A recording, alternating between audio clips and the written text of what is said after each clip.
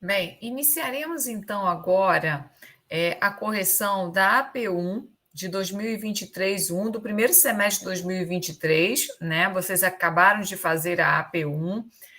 Para quem não me conhece, sou a professora Ilana Rebelo, sou professora da UF e tutora à distância da disciplina de Português 1 do CEDERJ.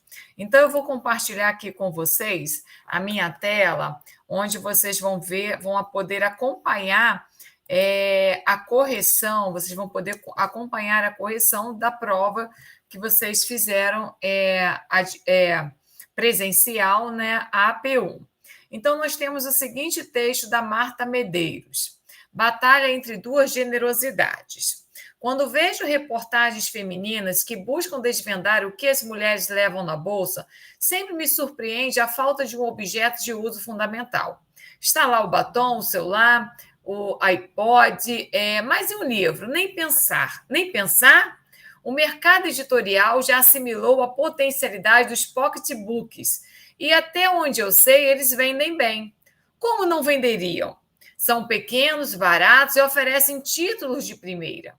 Eu sempre carrego um dentro da bolsa, porque nunca se sabe quando terei que encarar uma fila ou uma sala de espera.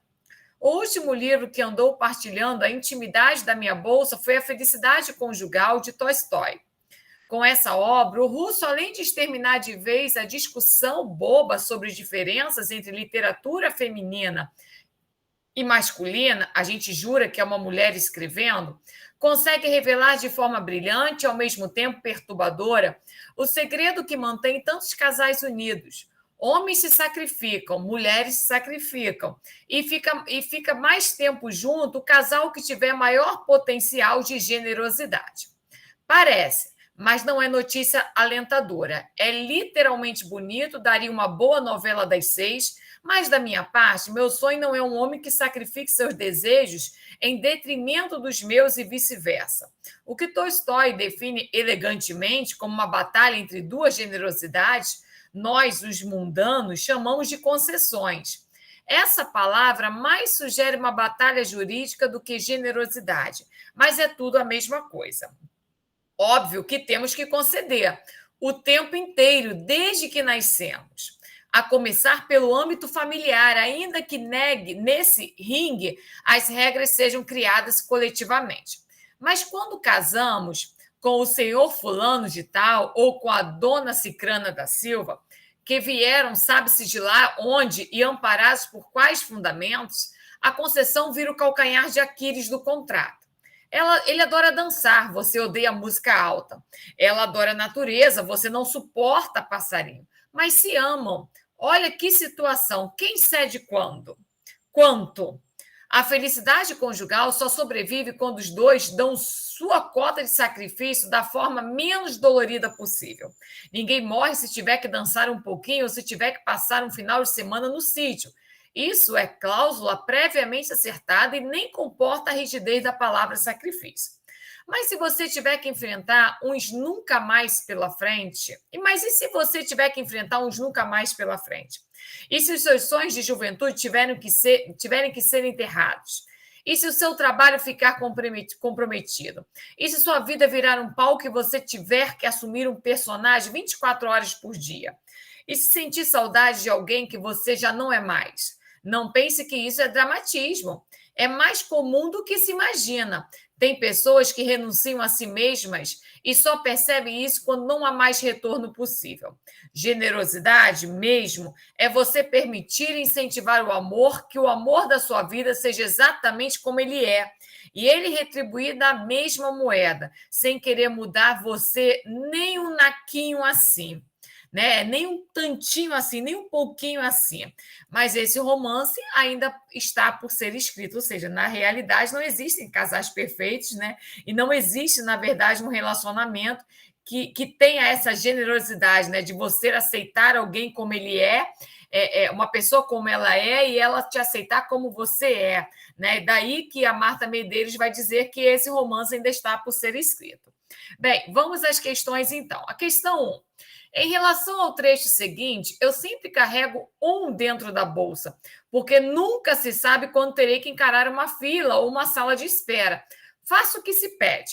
Indique qual o termo recuperado pelo artigo indefinido sublinhado e reconheça o mecanismo de coesão empregado. Essa questão vale 1,5 ponto. O termo recuperado, se você identificou de forma correta, que é o pocketbooks, você obteve 0,5 ponto. E se você identificou o mecanismo de coesão empregado, que é a anáfora, né, coesão gramatical por anáfora, você obteve mais 1 ponto. E aí eu percebi que alguns alunos colocaram livro, tá? Mas, na verdade, apesar de pocketbooks estar relacionado a livro, mas é livro de bolso, porque, vejam só, tá aqui, ó. Eu sempre carrego um dentro da bolsa. Um dentro da bolsa não é necessariamente o livro. Ó. Quando vejo personagens femininas que buscam desvendar o que as mulheres levam na bolsa, sempre me surpreende a falta de objetos de uso fundamental. Está lá o batom, o celular, o iPod, mas e um livro? Nem pensar. Nem pensar, o mercado editorial já assimilou a potencialidade dos pocketbooks e até onde sei, eles vendem bem. Como não venderiam? São pequenos, baratos e oferecem títulos de primeiro. Eu sempre carrego um dentro da bolsa. Então, ela está falando do quê? Do que ela carrega um dentro da bolsa? Desses pocketbooks, tá? Então, a referência direta aqui, a remissão é para pocketbooks, tá? Então, eu sempre carrego um dentro da bolsa. Então, como é uma referência a um elemento que já foi enunciado, né, pocketbooks, então a gente diz que é uma coesão gramatical por anáfora. Segunda questão. Nesta crônica, Marta Medeiros fala de concessões e de restrições, noções que estão na base do conceito linguístico de contra-expectativa. Observe o enunciado seguinte para responder. Ela adora a natureza. Você não suporta passarinho, mas se amam. Qual a terceira aserção implícita? A primeira coisa que vocês deveriam perceber aqui é o seguinte: se ela adora a natureza, ela adora a natureza, mas você não suporta passarinho, mas vocês se amam, né? O que está implícito aqui? Qual seria essa terceira aserção? Se ela adora passarinho, seria se esperar que ele também adorasse. Né? Porque se eles se amam, a ideia que se subentende aqui é que eles têm afinidades, eles têm gostos em comuns. Então, se ela adora passarinho, seria de se esperar que ele também adorasse. No entanto, aí uma quebra de expectativa. Daí dizer que o mais ele introduz uma relação de contra-expectativa. Porque a terceira aserção implícita, que é uma consequência da aserção de base, seria de se esperar que ele também adorasse passarinho, porque os dois se amam, né? Então, aqui seria essa terceira aserção implícita, porque se ela gosta de passarinho, né? E os dois se amam, seria de se esperar que os dois tivessem aí afinidade. Essa questão 2, ela vale 3 pontos, então cada letra vale 1 ponto, ok? Aí na letra B se pergunta que estratégia de relação se evidencia com o emprego da conjunção adversativa. Explique. A conjunção adversativa, essa daqui, é o mais, né? Quando utilizamos a conjunção adversativa, a estratégia de suspense, porque você não sabe o que vai acontecer mais à frente. Ela adora a natureza, você não suporta passarinho, mas se amam. Então, até aqui, você não sabe o que vai acontecer a seguir. Daí ser uma estratégia de suspense. Se eu começasse, por exemplo, o enunciado pelo embora ela adore natureza e ele não suporte passarinho, eles se amam, então eu já sei, né, que embora ela adore natureza, eu já sei o que vem depois não é favorável, né? Ou seja, embora ela adore natureza, ele não suporta passarinho. Então, eu já sei que o que vem a seguir já é algo que não é uma boa coisa. Então, quando eu utilizo embora, por exemplo, um conector concessivo, eu já estou utilizando aí, nesse caso, uma estratégia de antecipação, o que não acontece com os conectores adversativos, tá? Então, é estratégia de suspense, pois a primeira parte do enunciado nada adianta sobre o resultado da segunda parte, que é introduzida pelo mais, tá? E na letra C, pede para como ficaria o enunciado se o mais fosse substituído por embora. Nos nossos cadernos didáticos, nós temos várias atividades, inclusive no link complementos, exercícios e complementos, vocês encontram várias atividades com a troca desse conector mais pelo embora.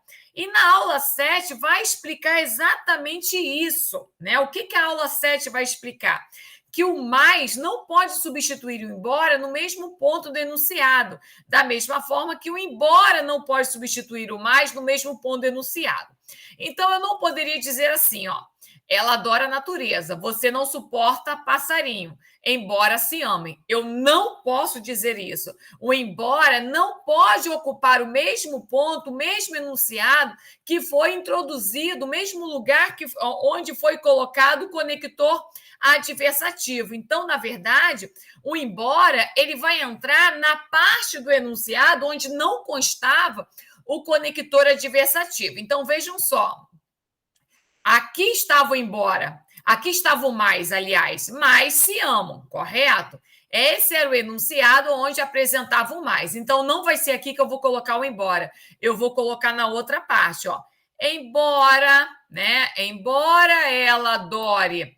Então, o verbo ele passa para o subjuntivo, né? Embora ela adore natureza e você não suporte passarinho, se amam. Então, vejam que no enunciado original, o conector adversativo ele está nessa parte do enunciado, mas se amam. Eu tirei esse operador de contra-expectativa, né, o mais, e coloquei o embora no ponto do enunciado onde não estava o mais, na outra oração. E aí eu mudei o verbo para o subjuntivo. Embora ele adore natureza e você não suporte passarinho, se amam. Quando eu utilizo o conector concessivo, como é o caso aqui do embora, a estratégia não é mais de suspense, é uma estratégia de antecipação, porque logo de início eu já estou antecipando que o que vem depois não é favorável a esse primeiro enunciado, tá? Observe que o argumento mais forte que era introduzido pelo mais é mantido.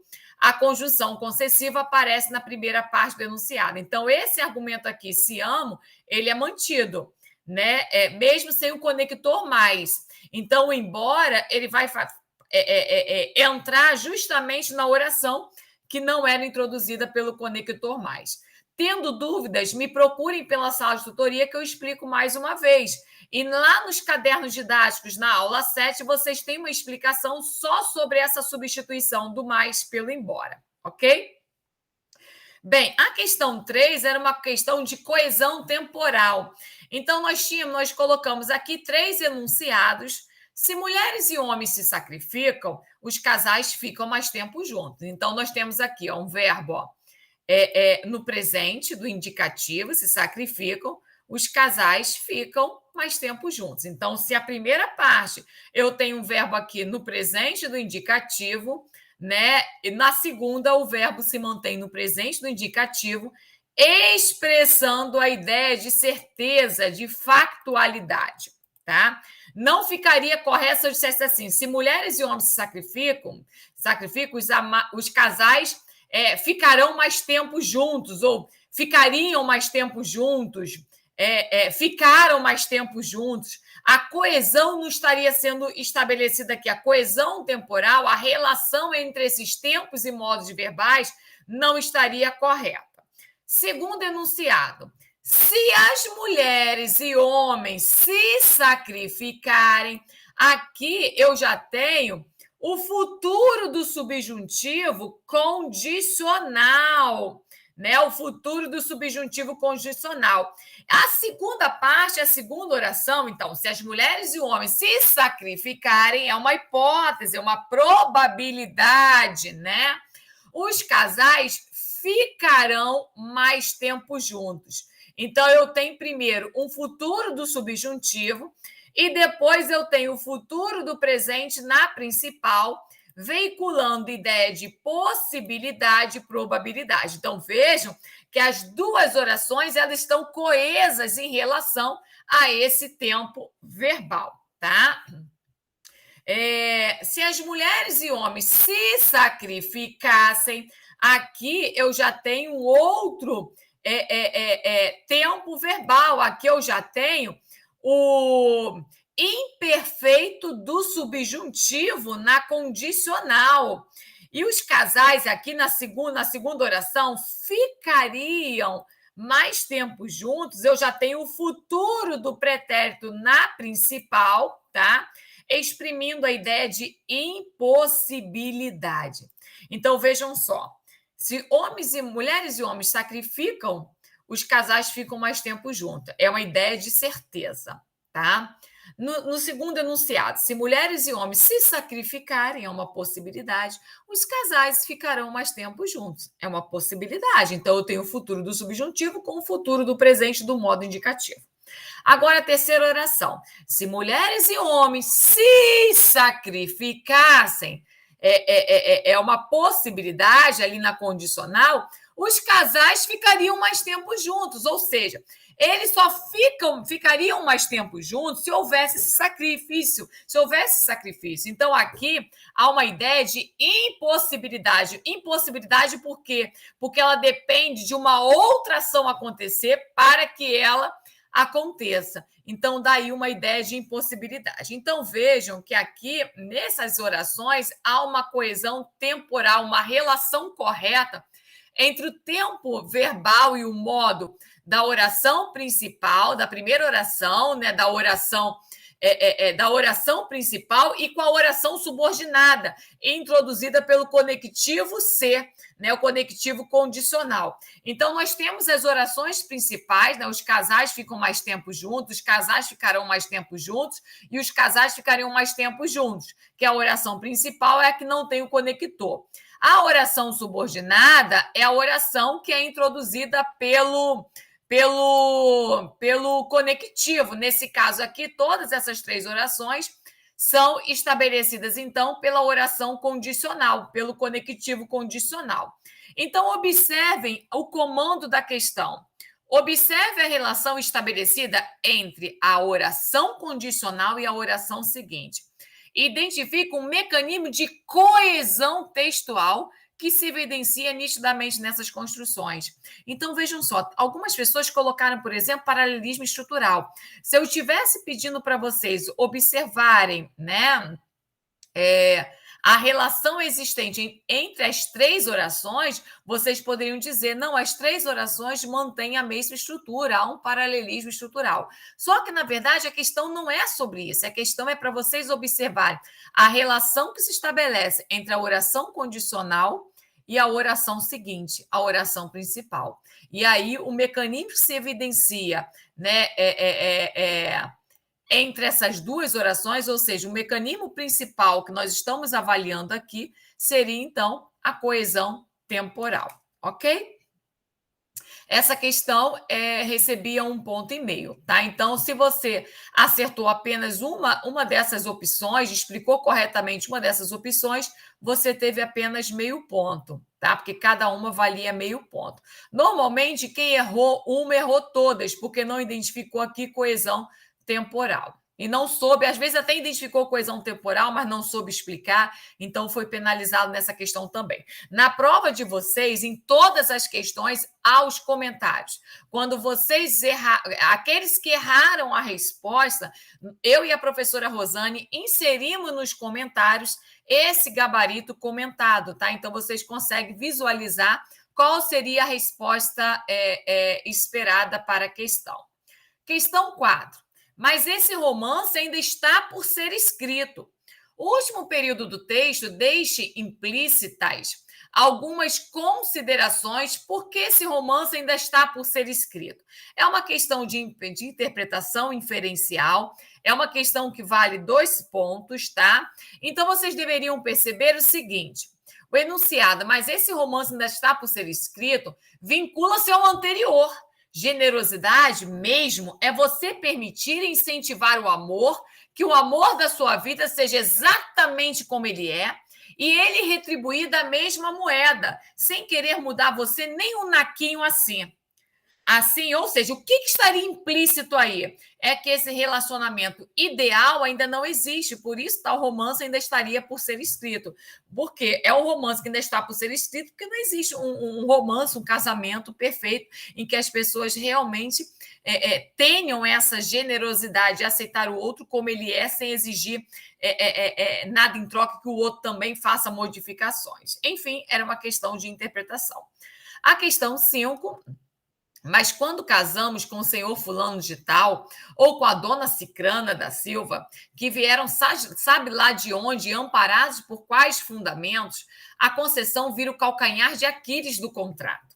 Identifica o fator pragmático da textualidade. Gente, lá nas primeiras aulas, tá? Aulas 1, 2 e 3, se não me engano, 4 também, nós comentamos os fatores pragmáticos da textualidade, postulado por Bogrand e Dressler. Né? Então, por exemplo, coesão, coerência, informatividade, aceitabilidade, situacionalidade, intertextualidade, ainda tem mais um. Então, são 7, intencionalidade, são 7 fatores principais da textualidade. Teve gente que colocou respostas completamente absurdas, ou seja, colocou uma resposta, porque às vezes você até erra, né? Dizendo assim, eu pensei que aqui era informatividade, mas é até uma resposta lógica dentro dos 7 fatores pragmáticos da textualidade. Mas houve quem colocasse coisas completamente diferentes. Por exemplo, metáfora.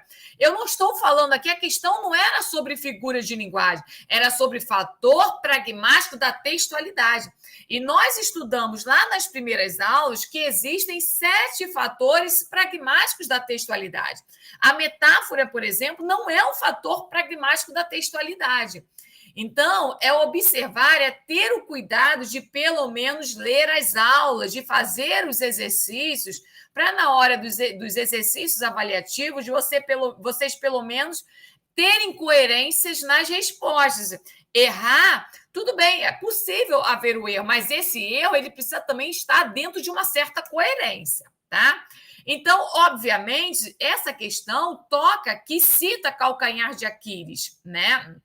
Então, vejam, a remissão a calcanhar de Aquiles aponta para o fator pragmático da intertextualidade, ou seja, é o diálogo entre textos, a relação entre textos, quando se faz alusão em um determinado texto a assuntos já tratados em outros textos. Houve quem colocasse intertextualidade explícita. Aqui não é nem uma intertextualidade explícita, é uma intertextualidade implícita, porque não se faz uma citação direta à fonte do texto, apenas cita uma informação, né, que pelo nosso nós temos um conhecimento de mundo e sabemos do que se trata. Então, o autor do texto, conscientemente, intenta fazer com que o destinatário perceba as conexões semânticas entre o texto por ele elaborado e outros textos anteriormente produzidos. No caso, calcanhar de Aquiles refere-se ao ponto fraco de uma pessoa, sua fraqueza e vulnerabilidade. Aquiles era um herói grego que lutou na guerra de Troia e morreu ao ser atingido no calcanhar, seu único ponto fraco, por uma flecha envenenada. Daí essa intertextualidade, então, com esse herói grego, né, que lutou na guerra de Troia. Ok? Essa questão também valia 2 pontos. Se você apenas identificou a intertextualidade e não soube explicar, obviamente você foi penalizado de alguma forma aqui na questão, que deveria explicar também o porquê se estabelecia aqui essa intertextualidade. Ok? Antes de finalizar essa correção, caso você tenha ficado com alguma dúvida, me procure pela sala de tutoria. A sua dúvida pode ser a dúvida do seu colega. Então, pela sala de tutoria, os colegas, né, uns veem as dúvidas dos outros, né? E aí, inclusive, um pode responder a dúvida do outro, né? Não apenas o tutor, o professor responde a dúvida, tá? Outra questão que eu gostaria de chamar a atenção a pedido da coordenação do curso de letra. Vocês poderão conferir a correção da prova, acessando os comentários feitos nas observações de cada questão e, se for o caso, com um pedido fundamentado e citando as observações, solicitar a revisão de questões da prova. Então, a partir desse semestre, com essa correção online, como vocês vão solicitar a revisão da prova das APs, tá? Da prova em que vocês fazem no polo presencial. Vocês vão lá na página principal do CEDERJ, vão clicar em Secretaria Virtual. Em Secretaria Virtual, vocês vão escolher sistemas complementares. Depois que vocês escolherem sistemas complementares, vocês vão fazer pedidos de revisão de APs. Aí vocês vão escolher a disciplina, né, a prova, vão dizer, né, colocar qual questão deve ser revisada e o porquê.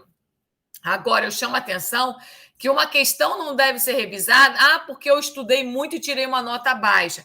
Vocês devem se basear na correção feita para solicitar essa recorreção, nessa revisão de prova, tá? As provas foram corrigidas por mim e pela professora coordenadora Rosane Monerá. Obviamente, nós podemos errar também, podemos errar na contagem dos pontos, podemos errar, inclusive, na atribuição da pontuação. Então, daí seria importante vocês realmente olharem a correção na plataforma, conferirem com a pontuação que eu coloquei aqui para vocês nessa correção. E se vocês perceberem algum item da correção que não está de acordo com esse gabarito comentado, façam essa solicitação de pedidos de revisão, tá? Esse pedido de revisão pode até ser feito também pela sala de tutoria, mas também precisa ser um pedido fundamentado. Se vocês fizerem um pedido de revisão lá pela secretaria virtual, não peçam novamente pela sala de tutoria. E vice-versa. Se vocês solicitarem a revisão pela sala de tutoria, não façam novamente pela secretaria virtual, tá? Porque aí eu dobro o meu trabalho, eu vou estar repetindo a mesma coisa, tá? Do que eu falei num lugar, num determinado espaço, eu vou estar repetindo em outro e só vai aumentar o trabalho e não vai resolver nada. Ok, gente? Então, qualquer dúvida que vocês tiverem, vocês podem me procurar lá pela sala de tutoria, tá? Então, até o próximo vídeo.